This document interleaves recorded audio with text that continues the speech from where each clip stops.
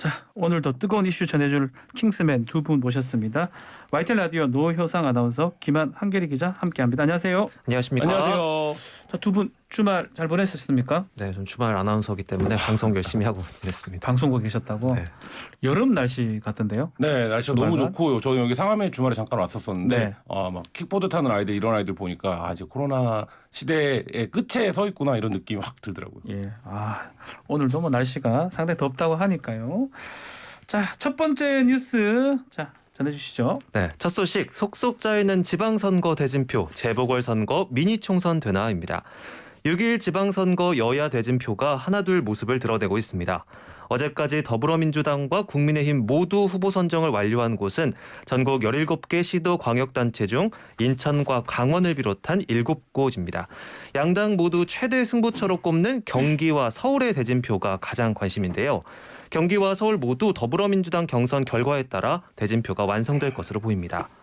그런가 하면 여야 현역 의원들이 6일 지방선거에 속속 출마하면서 지방선거와 동시에 최대 10곳에서 미니 총선급 국회의원 재보궐선거가 열릴 전망입니다. 어제까지 보궐선거가 확정된 지역구만 5곳이고요. 민주당 경선 결과에 따라 보궐선거 지역은 더 늘어날 전망입니다.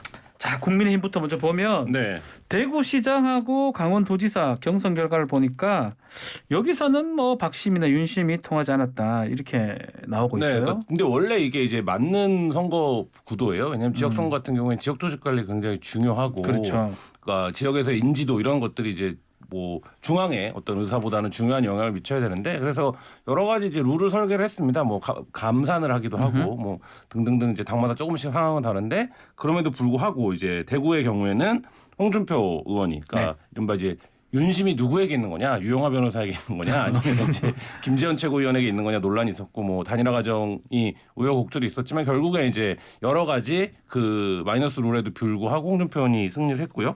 강원도지사는 더 극적입니다. 여기는 그렇죠. 원래 단수 공천을 했다가 컷오프가 됐었어요. 그렇죠. 김진태 후보가. 네, 그러다가 이제 여러 가지 조건을 달았습니다. 뭐 5.18 망언에 대한 사과라든지 이런 부분을 하면 하겠다라고 해서 이제 그 부분을 이행을 했고 결국 경선을 했는데 네. 막상 뚜껑을 열어보니까 김진태 전 의원이 이기는 결과가 나왔습니다. 자, 어쨌든 간에 대구시장 후보가 홍준표 의원이 됨으로써 대구 수성을이 이제 비거든요. 그렇죠. 요곳에 이제 지금 김재원 최고라든지 아니면 유영하 변호사 네. 패자 부활전 될 것 같기도 합니다. 그러니까 두 분 다 나오면 아마 그런 모양새가 네. 될 것 같은데요. 일단 김재원 최고위원은 이제 나오는 거를 강하게 나오는 것으로 일단 보이고요. 유영하 예, 변호사는 아직까지는 뭐 아주 이렇게 구체적인 언급은 없는 것 같은데, 근데 이제 그 부분에서 된다라고 하면 이 두 분이 애초에 단일화를 한다고 했다가 단일화 과정을 공개하는 과정에서 굉장히 좀 감정적인 언사까지 오고 갈 정도로 네. 서로 이제 날카로웠기 때문에 이제 어떻게 될까 이 부분도 좀 관전 포인트고, 여기는 뭐 사실 국민의 입장에서는 누가 후보가 되느냐가 중요한 거지 그렇죠. 선거보다는, 그러니까 당내에서 굉장히 좀 치열한 어떤 논쟁 이런 게 있을 것 같습니다. 경선이나 예선이 더 중요하죠. 그렇죠. 뭐 본선보다 그런 지역입니다. 예, 그런 지역구니까요. 자, 그래도 윤심이 작동했던 곳이 있어요. 경기도지사 후보인데 김은혜 후보가 확정됐습니다. 네. 유승민 의원의 발언도 좀 화제가 됩니다. 네. 뭐 뒤끝 네. 떼무셨다. 윤에게 패했다. 뭐 이런 네. 식의 얘기를 했습니다. 예. 자객이라는 표현도 썼는데요. 예, 좀 세게 얘기를 한 것 네. 같아요. 그러니까 이게 사실 이른바 뭐 정치 도의 차원에서는 예. 사실 좀 납득하기 어렵다 이런 비판들이 있습니다. 왜냐하면 유승민 그 후보가 이제 윤석열 후보가 대선 경선에서 경쟁을 했던, 그리고 국민의힘 입장에서는 대선 주자급, 그리고 뭐 합리적 보수 이런 이제 이미지로서의 굉장히 큰 상징성 이런 게 이제 있는 분인데, 네. 이분을 굉장히 이제 당내에서 어렵게 요청을 해서 경기도 지사에 출마를 했는데, 당선자 대변인을 하던 이제 김은혜 의원이 갑자기 당선자 대변인을 관두고 그렇죠. 출마를 해서, 그러니까 결국 김은혜 의원이 이기는, 그러니까 그것도 이제 국민 여론조사에서는 유승민 의원이 좀 크게 이긴 걸로 지금 알려지고 있고, 예. 당원 여론조사에서는 이제 김은혜 의원이 그걸 뒤집은 걸로 나오고 있는데, 민심은 유승민, 당심은 김은혜. 네, 근데 그렇습니다. 70% 이상 받았다는 네, 네. 얘기도 있고요. 그러니까 이제 그렇게 되다 보니까 예. 이게 이제 그 어떻게 이제 될 것이냐. 그리고 이렇게 되면서 굉장히 이제 연쇄적으로 이제 김은혜 의원의 지역구가 비게 되고 네. 뭐 이런 상황들이 발생하는데, 굉장히 그러니까 우리가 이제 그 투자 용어에서 계란을 한 바구니에 담지 마라 이런 얘기 하지 않습니까? 네. 근데 여기 굉장히 이제 한 바구니에 계란을 담아버린 듯한 이런 이제 모양새가 됐습니다. 네. 자, 이 민주당 같은 경우는 아직 서울하고 경기지사 후보가 확정되기 전인데 아마 본격적인 경선은 이번 주에 할 것 같습니다. 네, 맞습니다. 네. 서울시장부터 살펴보면요. 네. 송영길 전 대표와 박주민 의원, 김진애 전 의원 3명이, 또 경기지사는 김동연 전 경제부총리, 안민석 의원, 염태영 전 서울시장, 조정식 의원이 경선에 참여하는데요. 네. 이들 가운데 과반 득표자가 없을 경우 1, 2위 후보자를 놓고 27일부터 30일까지 결선 투표로 최종 후보자를 뽑게 됩니다. 이로써 이번 주 토요일이죠. 이번 네. 주 토요일이면 민주당 서울시장과 경기지사 후보가 결정이 되면서 대진표가 최종 완성이 되겠습니다. 자, 국회의원 공석도 많이 늘어날 수 있을 것 같아요. 왜냐하면 지금 현역들이 꽤 있어요. 네, 맞습니다. 송영길 의원이라든지 아니면 안민석, 조정식 의원. 그래서 지금 혹시나 원샷 경선 얘기도 나오고 있는데 이건 어떻게 네, 되고 맞습니다. 있습니까? 원샷 경선 이야기가 나왔었고요. 어제 저녁에 결정이 났습니다. 사실 현역 의원의 경우 오는 30일까지 의원직을 사퇴해야 해당 6일 선거와 함께 지방 지역구 보궐선거가 가능한 건데요. 네. 원래는 민주당이 30일에 결선 후보가 결정될 예정이었죠. 아하. 그런데 이런 상황이라면 박주민 의원이나 송영길 전 대표 누가 진출을 하더라도 의원직 사퇴 일정과 맞지가 않아서 국회의원 한석이 1년 동안 공석으로 남게 됐던 겁니다. 이 때문에 송 전 대표와 박 의원이 후보 선출 일정을 좀 앞당기자, 한 번의 결과가 나오는 원샷 경선하자 이렇게 제시를 했던 건데요. 네. 김진애 전 의원이 토론 기회도 부족한 지금 1차 경선은 특정 후보 특혜일 뿐이다 이렇게 지적을 하면서 논란이 됐었습니다. 결과적으로 어제 저녁 민주당 비대위 비공개 회의에서 3자 토론을 25일에 열기로 하고 결선 후보 결정은 27일에 하기로 결정이 됐습니다. 그러면 오늘 3자 토론을 하겠네요. 네, 맞습니다. 네. 그래서 TV 토론은 2번으로 늘었고요. 아하. 경선 일정은 하루 줄어들면서 국회의원 자리가 1년 동안 비는 일은 없게 됐습니다. 그러면 29일 날 선출이 되기 때문에 토론회는 2차례가 진행이 네. 되고요. 자, 박영선 전 장관은 뭐 네. 결국은 불출마 선언을 한 것 같아요. 그러니까 이제 그 외부에서 보기에는 뭐 송영길, 박주민은 배제다, 아니다, 경선을 한다, 경선을 하는데 더 참여자를 늘려야 된다라고 했는데 한 2주 전에 이 네. 논쟁에 시작되기 전이 2주 전에 구도에서 지금 사실 이제 경선이 치러지게 되는 상황이 그렇죠. 됐는데요. 어쨌든 뭐 민주당 입장에서는 지금 서울이 뭐 좀 열세 지역이다라고 이제 분류를 하고 있긴 하지만 경선을 통해서 좀 어떤 시너지들이 일어나고 뭐 그런 과정을 통해서 이제 선거에 가야 될 텐데 사실 이제 그 부분에서 이슈를 만들어낼 수 있는가 이 부분이 지금 이제 민주당 입장에서는 관건인 것 같습니다. 자, 우리가 뭐 보궐선거 지금 후보 지역들 여러 가지 있는데 좀 눈여겨볼 만한 곳 있을까요? 아까 하나씩만 뭐 계란을 해주세요. 뭐 한 바구니에 담지 말라고 하셨는데 아무래도 성남 분당갑이 분당갑. 주목을 많이 끌고 있습니다. 국민의힘에서는 뭐 안철수 대통령직 인수위원장 뭐 아니면 윤석열 대통령 특보였던 박민식 전 의원들이 출마설이 나오는데요. 네. 민주당에서는 또 김병관 전 의원이 거론이 원래 되면서 거기 지역위원장일 겁니다. 네, 네. 분당갑이 관심을 끌고 사실 있습니다. 뭐 제가 거기 살고 있습니다. 아. 그래서 제가 근데 사실- 잘 압니다. 예. 사실 분당갑의 관심은 네. 이재명 전 후보, 예. 이재명 고문이 나올 수 출마할 있냐. 것이냐 말 것이냐, 나올 것이냐 이 부분에 대한 관심인 거고 그러면 결국엔 여기에 윤석열 후보 대통령 입장에서도 포기할 수 없는 지역이고 이재명 고문 입장에서도 본인의 이제 안방과도 같은 지역이기 때문에 사실 이제 그 대리전 혹은 본인 등판 뭐 이 과정 어딘가에서 결정이 될 텐데 제일 어쨌든 주목도가 높은 지역입니다. 분당갑도 있고 또 원주도 하나 비잖아요. 그렇죠. 그 그렇게 이강재 되죠. 네. 의원 나가니까 원주도 있고 네. 뭐 인천도 뭐 나올 수도 있고 혹시나 서울, 인천 은평도, 계양도 네. 나올 수도 있고 서울 은평도 나올 수 서울 은평 나올 수 있고 앞으로도 뭐 봐야 될 곳이 꽤 있는 것 같습니다. 자, 다음 소식 전해주십시오. 네, 원희룡 기막힌 우연 5등봉 개발 사업입니다. 원희룡 국토교통부 장관 후보자가 제주지사 시절 건설업자들에게 둘러싸여 살았던 것으로 드러나 논란이 예상됩니다. 제주도 레미콘 단체 이사장을 포함한 이들은 모두 원 후보자가 제주지사로 있을 때 제주 지역 최대 규모 개발 사업인 5등봉 근린공원 개발 사업의 컨소시엄 사업자로 선정되기도 했는데요. 이들이 살고 있는 타운하우스, 원 후보자가 제주지사 재임 기간 동안 자연 녹지였던 집 주변이 취락지구로 지정되며 공시지가가 2배 이상 올랐습니다. 아하. 녹지는 판매가 어려운 반면 취락지구는 용적률과 건폐율이 높아져서 거래가 수월하기 때문에 주택의 환금성 또한 높아지는데요.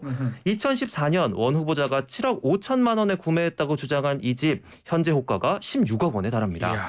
셀프 용도 상향이라고 불리는 지구 지정을 통해 원 후보자와 건설업자들이 주택을 통해 2배가 넘는 시세 차익을 누리게 된 건데요. 게다가 아무리 가격이 올라도 환금성이 좋지 않던 주택을 쉽게 현금화할 수 있게 돼서 이 모든 게 단지 기막힌 우연인지 관심이 주목됩니다. 자, 김한 기자가 네. 직접 취재한 내용으로 알고 네, 있는데 그렇습니다. 네. 얘기 설명 좀 더 자세하게 해주세요. 본인이 했으니까. 이 부분에서 아직 구체적으로 어떤 연결고리라든지 뭐 네. 의혹이 사실로 확인된 부분들은 이제 아직은 별로 적긴 합니다. 다만 여러 가지 정황들이 굉장히 이상하다라는 건데. 정황들이 있다는 거죠. 네네. 예. 첫 번째로 이제 오등봉 개발 사업을 짧게 말씀드리면 예. 그 한라산 중턱입니다. 굉장히 이제 녹지 지구고요. 그러니까 도시공원이 일몰제가 시행이 됐습니다. 그래서 몇 년이 되면 자연스럽게 도시공원으로서의 이제 기능을 잃어버리게 되는 상황이었는데 이렇게 되다 보니까 전국 모든 이제 그 도시공원들이 이제 개발을 하려고 하는 사람들이 호시탐탐 이제 지켜보고 있는 상황이긴 했습니다. 예. 이런 상황에서 오등봉 개발 사업 계획이 입안이 됐는데 제주시가 불수용합니다. 그러니까 여기다가 당시에는 600세대 정도 아파트를 짓는 계획이었는데 네. 600세대 아파트를 지으면 너무 이제 녹지가 훼손된다 자연경관이 불허를 했는데 원희룡 지사가 이거를 특례 사업으로 진행해라 특례 도라고 사업으로요? 지시를 합니다. 그러면서 민간 사업자가 선정되는 것이 가장 좋은 방법이라고 가정하고 최대한의 지원을 관이해라. 이렇게 이제 지침을 내립니다. 네. 그 과정에서 한 이제 서울에 있는 대기업이 중심이 된 컨소시엄 업체가 이 사업을 따내는데요. 이 따내는 과정에서도 뭐 여러 소송전이 있고 했습니다. 근데 결국 어쨌든 따냈습니다. 근데 이 컨소시엄을 들여다 보니 원 지사의 옆집에 살고 있는 사람, 공교롭게 앞집에 살고 있는 사람, 공교롭죠. 이런 사람들이 들어가 있었다라는 건데 옆집 앞집 있었다. 네. 예. 제주 지역에서도 한 업체, 그러니까 옆집 사는 업체의 경우에는 거기는 뭐 업력이 그런 공사를 할 정도의 업체는 아닌데 이게 이제 제주 지역 건설업계에서도의 이제 얘기들이고 예. 그리고 이제 어떻게 들어가냐 저희가 이제 내려가서 취재를 했는데 그 컨소시엄에 대부분 다 설명을 잘 못합니다. 설명이 안 된다. 네, 그냥 뭐 그 사업한다고 하길래 알아보고 들어갔다. 아하. 근데 이게 이제 8천억대 규모의 사업인데 엄청 큰 규모인데요, 이것도. 네. 근데 여기를 그냥 내가 알아보고 들어갔다. 예. 이렇게 이제 말하는 거를 이 정도면 이제 회사에 사원을 걸든가 아니면 뭐 굉장히 좀 뭐 철저하게 준비를 해서 들어갔어야 되는 것 같은데 그렇죠. 사실 이제 뭐 그런 부분들이 확인이 안 되고 있어서 굉장히 좀 상황을 좀 더 좀 지켜봐야 되는 그런 상황입니다. 그래서 그런 어떤 정황들이 있어서 취재를 좀 했던 건데 자, 2배가 가격이 올랐다는 거는 맞습니까? 네, 맞습니다. 네. 공시지가를 확인해 보면요. 네. 원 후보자가 집을 샀던 2014년 당시 24만 8,600원이었는데요. 네. 지난해는 50만 5,600원으로 제곱미터당 2배 넘게 증가를 했습니다. 게다가 건폐율이 20%에서 50%로 용적률은 80%에서 100%로 늘어났는데요. 예. 100평의 땅을 갖고 있다고 가정을 했을 때 20평 부지에 80평 건물을 지을 수 있던 곳에서 50평 부지에 100평 건물을 지을 수 있게 된 겁니다. 이렇게 되면 주변에 다른 집들이 더 들어올 수 있게 되고 마을이 형성돼서 거래가 쉬워지는데요. 아파트만 봐도 뭐 나홀로 아파트보다 단지가 있으면 훨씬 거래가 쉬운 것처럼 그렇죠. 같은 이치인 거죠. 같은 아라이동으로 봤을 때 취락지구로 지정되지 않은 곳은 땅값이 평당 80에서 100만 원대를 오가는 반면에 취락지구로 지정된 곳은 평당 300만 원대에 거래되기도 한다고 차이가 많이 합니다. 나네요. 좀 전에 말했던 네. 것처럼 그 동네 옆에 산다 해가지고 그건 문제가 그걸 제기하는 거는 뭐 좀 잘 사는 사람들끼리 모여 사는 거 아닙니까? 네, 맞습니다. 그 부분에서는 더 밝혀져야 될 부분이 있고요. 예. 제주시민사회 쪽에서는 오등봉 개발 사업 전체 과정에서 제주도가 영향력을 행사했던 부분 그리고 사업자에게 유리하게 이제 됐던 부분 이게 사업 전체 이제 사업비의 8.9%를 민간 사업자들에게 확정이익으로 주는 방식입니다. 유튜브 확정이익으로. 그러니까 이게 그러면 어떻게 되냐면 여기 참여하는 공사업체들은 뭐 대장동 때 많은 분들이 공부를 하셨지만 예. 사업자들은 자꾸 사업비를 부풀립니다. 공사 기간이 당연하죠. 늘어났다. 예, 예. 그러면 이제 사업비가 부풀어지는 거를 관이 통제하거나 이런 장치가 있어야 되는데 그거 없이 그 사업비에서 8.9%는 사업자 이익이다 무조건. 이렇게 하면 공사를 하는 업체들 입장에서는 공사를 수주하는 과정에서 돈을 벌고 그렇죠. 그다음에 공사가 끝나고 분양이 되면 분양에서도 이제 돈을 벌고 뭐 이런 과정들이 있는데 여기서 사업비의 8.9%도 가져가는 구조라고 하면 지금 이제 원지사의 옆집 앞집에 살고 있는 분들이 한 10억 20억 정도 지분이 들어가 있는데 이렇게 되면 최대 뭐 10억 경우의 경우에는 한 80억에서 120억 사이 그리고 20억을 넣으신 분은 거의 2배가 되겠죠. 뭐 이렇게 이제 가져갈 수 있는 구조인데 그러니까 이것도 대장동 때도 많이 했던 질문입니다만 이거 이제 관이 설계한 게 명백히 보이는데 왜냐하면 이제 도지사의 지침으로 시작됐기 때문에 그렇죠. 관이 왜 이렇게 사업을 설계했는가 이 부분에 대한 질문이 이제 지금 필요한 시점입니다. 지금 말한 것처럼 뭐 어떤 지구 지정, 용도 변경 이런 것들이 가장 어려운 건데 관에서 이런 것들 좀 쉽게 해준 거 아니냐 이런 얘기 계속 나오고 네, 있거든요. 맞습니다. 그게 이제 유착이나 네. 어떤 특혜 의혹이기도 하고요. 취재진이 살펴본 결과 뭐 예. 제주도 도시건설국 관계자가요. 출합기지구 지정은 제주도에서 뭐 흔한 일이다. 원 후보자가 지사로 재임하던 시절에는 뭐 신원 확인이 되지 않더라도 전화로 지구 신청 변경을 할 수 있었다 이렇게 말해서 논란이 좀 됐는데요. 네. 실제로 이후에 이 지역의 타운하우스가 뭐 우후죽순으로 생겨나기도 했다고 합니다. 저도 현장을 가봤는데 여기 완전 지금은 이제 빌라촌이 되어가고 있는 중입니다. 그러니까 원지사 집으로도 사진을 찍으면 네. 4층짜리 빌라가 올라가는 게 보여요. 근데 여기가 이제 지역 주민들의 말에 따르면 이제 그런 지역이 아니었는데 이제 그렇게 변해가고 있다라는 거고 이게 이제 우리가 최근 몇 년 사이에 제주를 가보신 분들은 아는데 산 중턱 가다 보면 야 이런 데도 제주 그러니까요. 집을 짓네 이런 데가 굉장히 여기 많아졌거든요. 외식지 이런 데가 있어요. 네, 그러니까 네. 그게 이제 타운하우스라고 불리는 고급 타운하우스들인데 이제 그 부분에 대한 공사 이게 이제 원지사 시절에 굉장히 많이 늘어났다고 합니다. 자, 그 마지막으로 감사 부분 감사 받았다고 얘기를 했는데 보니까 감사원에서 감사한 적 없다 하거든요. 네, 저희도 이 부분을 확인을 했었는데요. 예. 감사원의 입장은 다른 지자체에서 이 도시공원 일몰 사업 관련한 특례 사업에서 문제가 있다고 해서 제주도를 포함해서 다른 지역들은 어떻게 사업을 하고 있는지 자료를 받아본 적은 있지만 이 사업에 대한 감사를 직접 감사를 한 적은 없다라는 얘기고요. 근데 원지사는 이 부분에 대해서 감사도 다 받았다. 이렇게 이거- 주장을 해서 이제 논란이 이거 되고 그럼 있습니다. 거짓말 같이 보이는데 이게 청문회 때 논란이 될 것 같은데요. 네, 그렇습니다. 그러니까 제주도 입장에서는 이게 본인의 어떤 알리바이로 이렇게 근거였거든요. 그러니까 네. 감사도 다 받았었다라고 얘기를 했는데 감사원은 감사를 한 적이 없다. 이렇게 지금 얘기를 하고 있는 상황입니다. 자, 원희룡 지사, 원희룡 후보도 여러 가지 좀 의문점들이 있어서 청문회 과정에서도 검증해야 될 게 꽤 있는 것 같아요. 네, 맞습니다. 원희룡 지사 대장동 일타 강사로 임을 그렇죠. 날렸는데요. 같은 것으로 오히려 위협을 받을 것으로 보입니다. 실제로 민주당이요. 인사청문 서류 제출 요구를 한 것을 보면 총 166건을 요구를 했다고 해서 예. 인사청문회에서 칼날을 벼르고 있는 것으로 보입니다. 알겠습니다. 자, 오늘 킹스맨 여기까지 하겠습니다. 한겨레 김한 기자 또 YTN의 노효성 아나운서 감사합니다. 네, 감사합니다.